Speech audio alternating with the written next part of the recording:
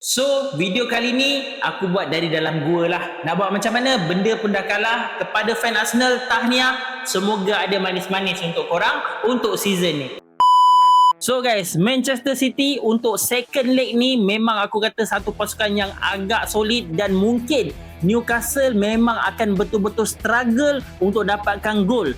Dengan ketinggalan 2-0 untuk first leg yang lepas, aku rasa Newcastle United punya peluang bagi match kali ni memang betul-betul tipis guys. Walaupun ini bukan best season untuk Manchester City, tapi diorang masih lagi dapat kekalkan momentum yang terbaik dekat home. Dekat mana? Dekat Etihad. Etihad. Untuk match ni, prediction aku senang, mudah. Manchester City all the way. Aku rasa Newcastle memang susah untuk compete bagi second leg kali ni. Main pula dekat Etihad.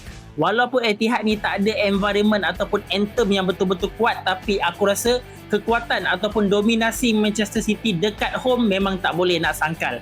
Aku rasa match ni akan berakhir dengan Manchester City akan mara ke final dan bertemu dengan Arsenal. So guys, kepada fan-fan Newcastle, sorry aku terpaksa predict macam tu sebab memang betul-betul suka untuk korang. Jadi jom join kita bersama-sama Chelsea ke dalam gol untuk midweek kali ni.